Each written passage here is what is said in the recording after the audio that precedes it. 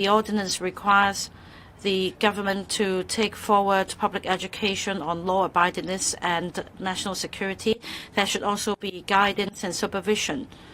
In order to achieve effectiveness, we're going to take forward education on national security, patriotism, so as to lay the ground for cultivating the sense of nationhood in Hong Kong. The working group chaired by the Chief Secretary for Administration will commence its work on promoting Chinese culture as well as promoting patriotic education. That means we will take forward these tasks at the community level. We will also leverage on media outlets. We will promote Chinese culture, national education, and national security education so as to cultivate members of the public's interest in this regard. And we can also ensure that members of the public are cultivated with a sense of law-abidingness. The Chinese Culture Promotion Office will also organize activities relating to Chinese culture so that we can further promote Chinese culture and establish a platform, especially arts and cultural exchange activities with the Belt and Road countries. There will also be activities relating to the Greater Bay Area, and there will be arts and cultural exchange programs and exhibitions in collaboration with the counterparts in the Greater Bay Area. We've completed legislation on Article 23 of the Basic Law. Now that we can effectively guard against national security risks, we can focus our energy on economic development. And we are going to work on 4 fronts. First, we will implement the initiatives on economic developments in the policy address and the budget. We will grasp all opportunities, will enhance Hong Kong's competitiveness, and finally, we will strive for economic growth. On the first front, full implementation of initiatives relating to promoting economic growth in the budget and the policy address. That means we will develop and bolster our 8 centers so that we will take an industrial-led approach. Second, we will also grasp opportunities presented by the world and by the mainland. There is a shift of economic power from west to east. The Middle East and ASEAN markets now form the major economic force, and we will foster collaboration with these counterparts to promote further collaboration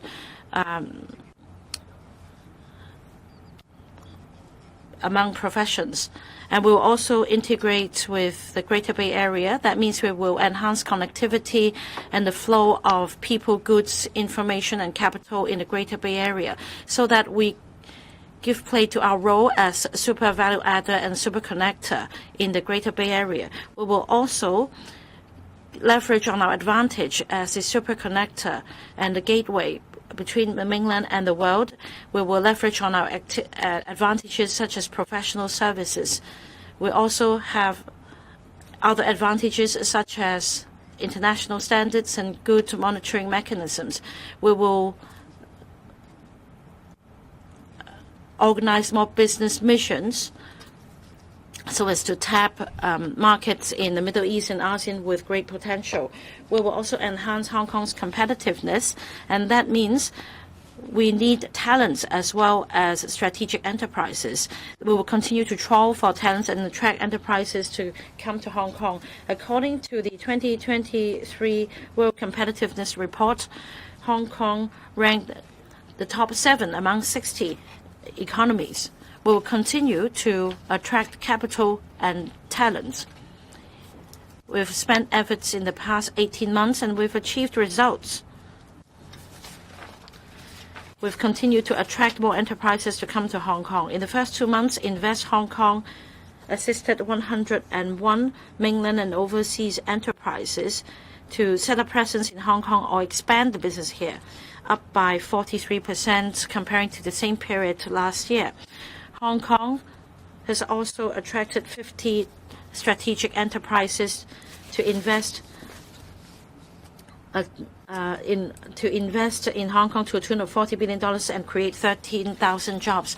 According to this report, there are at least 2,700 family offices in Hong Kong. That's more than double the 1,400 offices in Singapore. And for family offices with assets totaling more than $50 million, they account for 60%, and for asset size of over $100 million, they account for 30%. As for the talent admission schemes, so far 108,000 talents have arrived in Hong Kong. At the low point, our population stood at 7.2 million. Now it has increased by 200,000, that's $7.5 million. Half of the increase in population is due to the admission of talents, and they help enhance Hong Kong's competitiveness. We also need to develop domestic economy. That means we need to work on tourism and investment. We expect the total arrival figures to increase to 50 million throughout the year, and according to estimation, 1.5 million tourists can help contribute an addition of 0.1% to the GDP. So tourism can help promote the economy.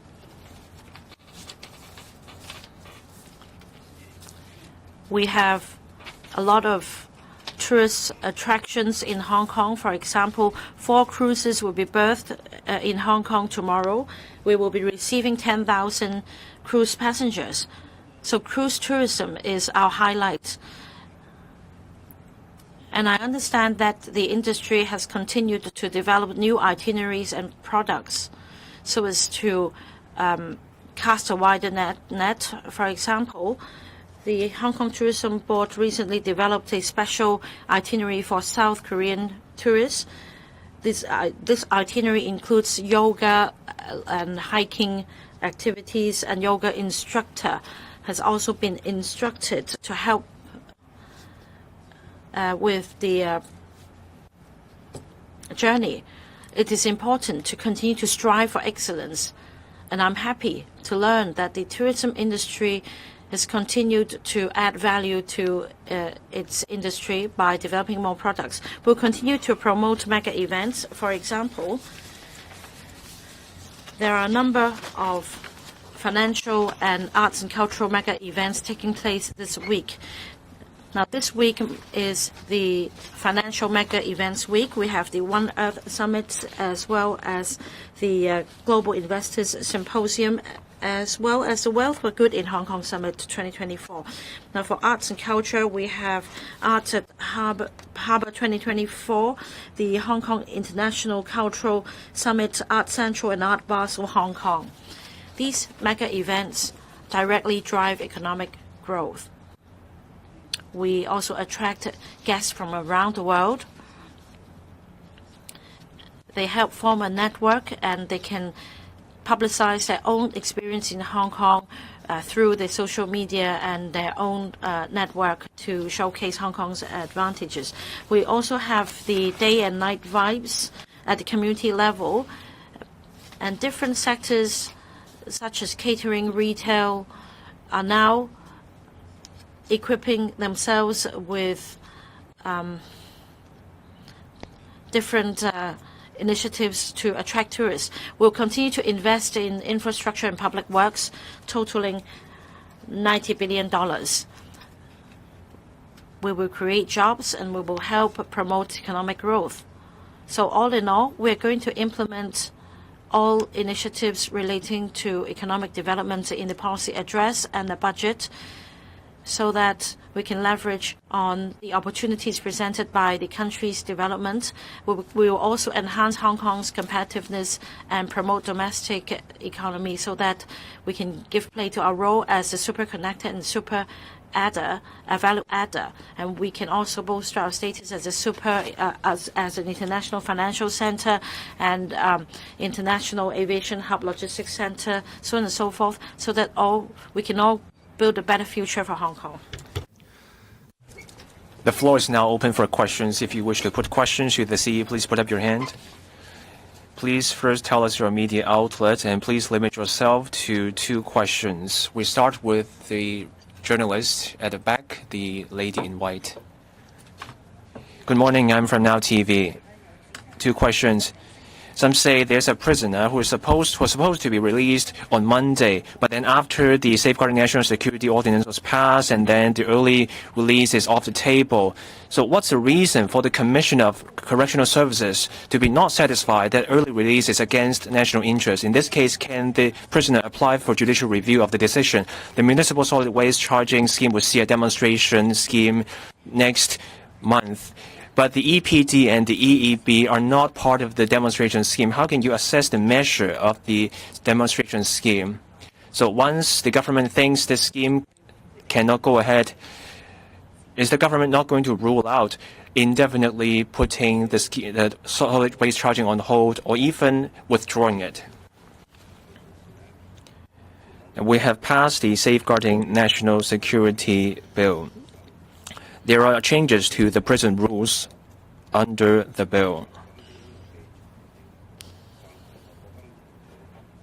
When someone is sentenced for offenses on national security grounds, unless the Commissioner of Correctional Services is satisfied that early release will not be contrary to national security, this prisoner cannot receive remission of their sentence.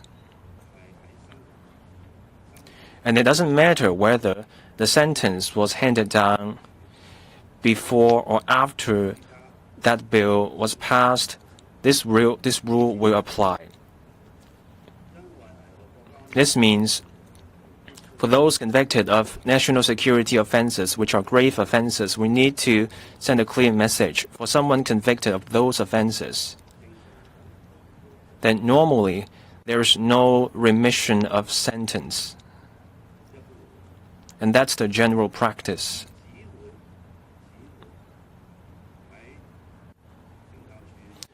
It's only when the Commissioner of Correctional Services is satisfied that the remission will not be contrary to national security, and only then remission can be considered.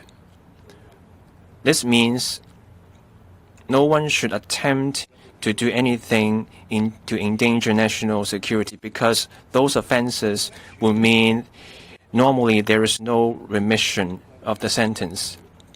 The Commissioner of Correctional Services will follow the law in making such decisions. When someone is aggrieved by such a decision, they have legal means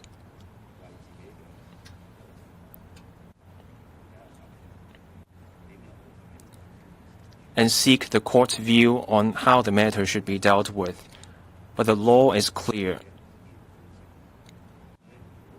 National security offenses are grave offenses. No one should flout the law. And no one should expect a remission when those offenses are involved, unless the Commissioner of Correctional Services is satisfied that a remission will not be contrary to national security. On municipal solid waste charging, yesterday, the Secretary for Environment and Ecology explained the matter at the electrical panel meeting. The government wants to pursue a demonstration scheme first. And this will be an in-depth demonstration scheme at the 14 designated premises.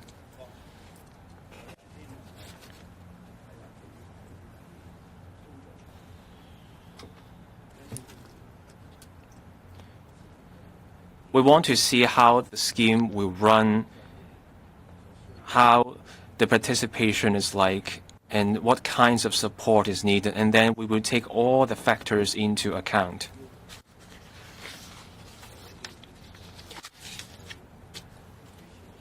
I have asked Mr. Warner-Chuk to preside over a cross-departmental task force to monitor and look at the demonstration scheme. They will look at all the circumstances of the demonstration scheme. We will be pragmatic in approaching this matter.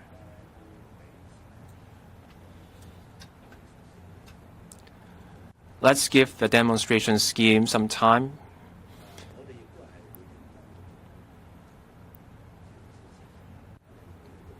We will approach the demonstration scheme with care. We will have a task group for the premises. The task groups will keep an eye on the issues that come up during the demonstration scheme. These teams will also look at the public involvement and also the public feedback in the end. We will look at the operation during the demonstration scheme. We will also do questionnaires. We will ask for feedback to see how things go at the 14 premises. The 14 premises cover residential blocks. We will cover cleaners, property management firms, and also business operators. We will see how the operation goes. After the demonstration scheme, and then in May or June, we will report the matter to the Legislative Council. Next question. On the right, at the front, the journalist in light blue shirt. Morning Post first would like to follow up on the garbage charging question. Is the current administration still fully committed to this scheme, or do you see is there any alternative to reduce waste production in Hong Kong?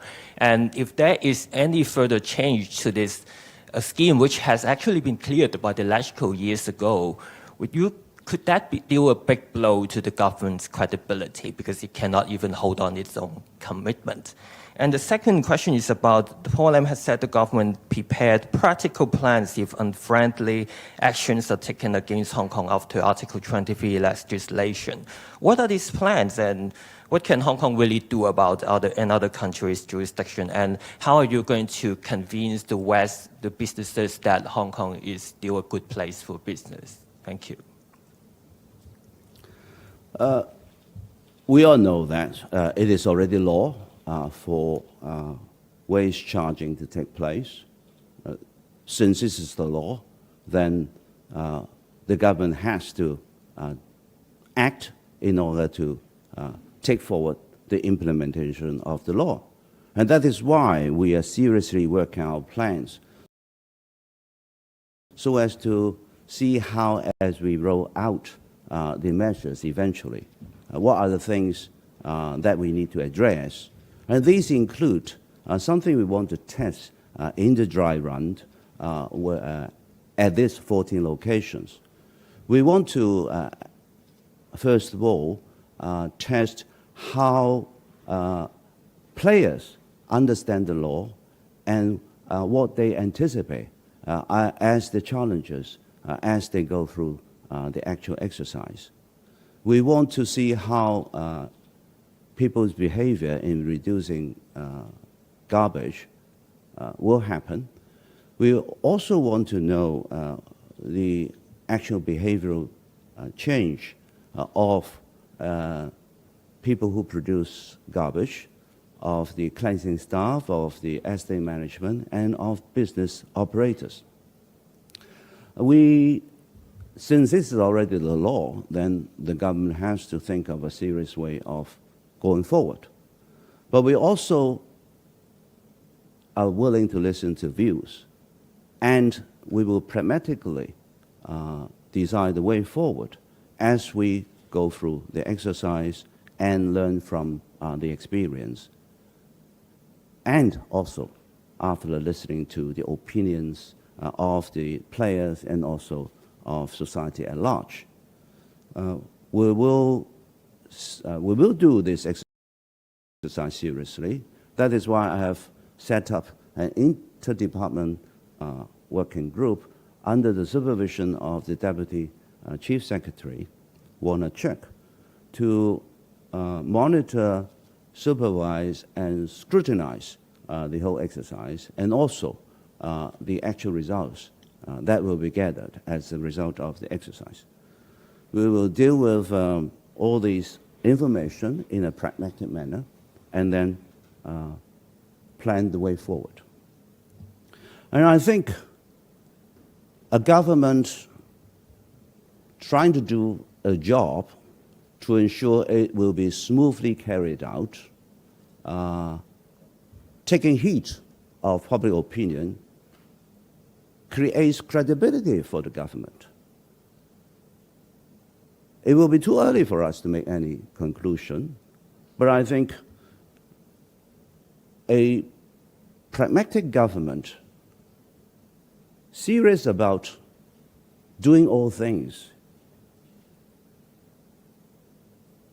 after listening to people's views and looking at results, statistics, and opinions of the people who are involved will create the community confidence in a government that is doing things for their benefit, taking their interests close to their heart, and doing the best to ensure society's interest is best served.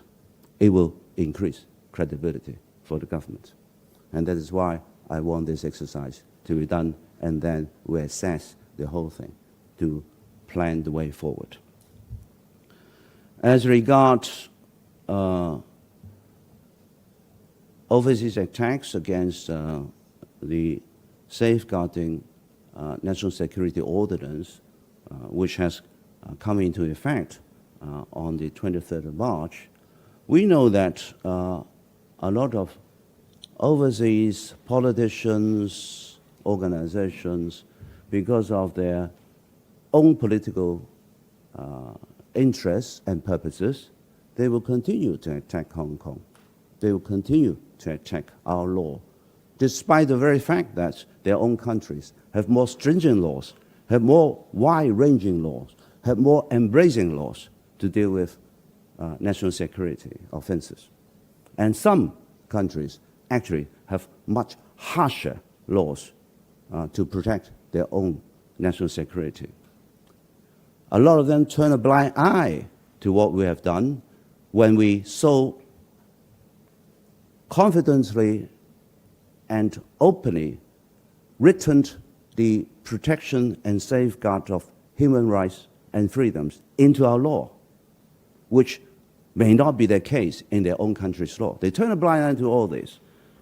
And some countries, senior officials, whether former or present, have sometimes take pride in saying that they lie, they cheat, and they steal, and they have full set of training courses for all these things. So when people do all these attacks, think not just twice, but thrice. Who are the people who are saying this? And in recent cases, we see that there are evidence to indicate overseas politicians have been actively interfering with Hong Kong affairs. So the motives of these people are very clear. But we will ensure that we will continue to explain the merit of our safeguarding national security ordinance, which on the one hand is a defensive law to protect our own interests so that people don't dare to think about breaking into our house to cause harm to our family members and harm our national security. And we will ensure to inform the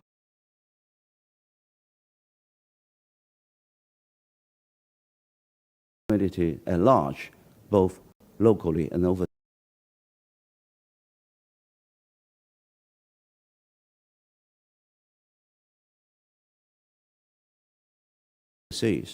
that we have stringent safeguards to protect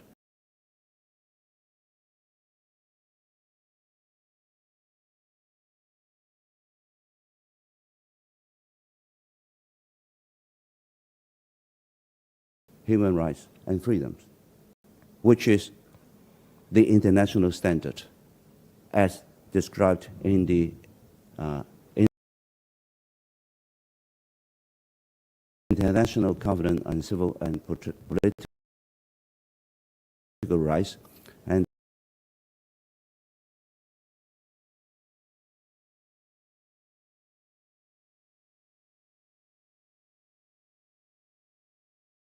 the International Covenant on Economic, Social, and Cultural Rights. So we are so confident and so transparent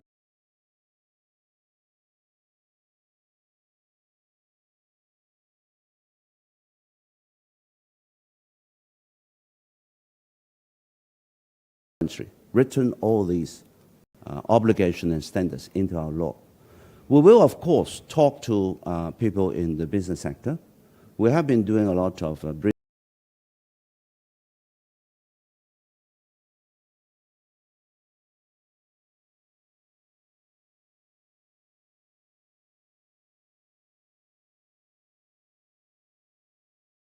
briefing sessions to both locally and chambers of foreign countries that are stationed in Hong Kong.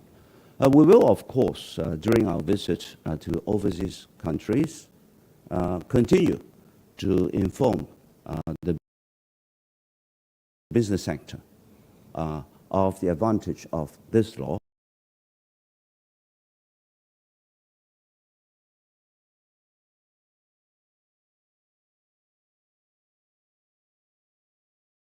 which is to create stability and security, without which no investment can ever hope to thrive. And with stability and security,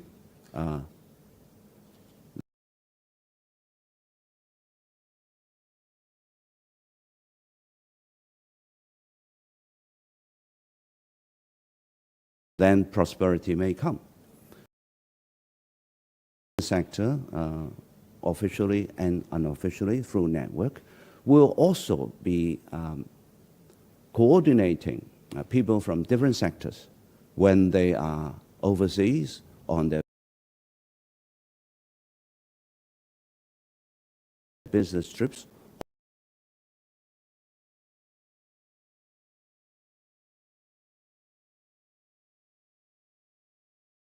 particular. What this law is all about, a defensive law, protect ourselves only, and that it has full safe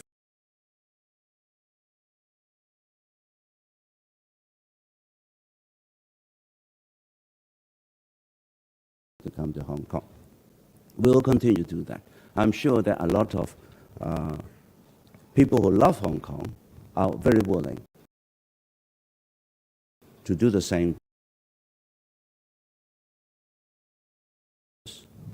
And what it will create as a result of the ordinance.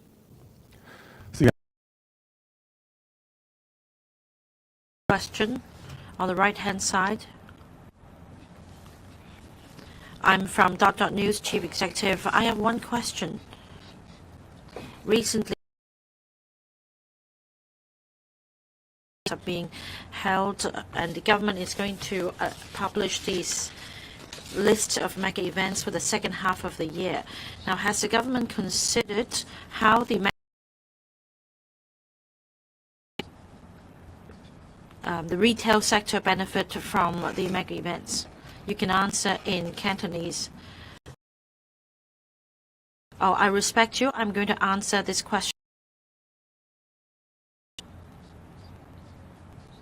The government's role complements those of the business sector and the retail sector. Now, support, including financial support to the organizers of these mega events. Private enterprise prices.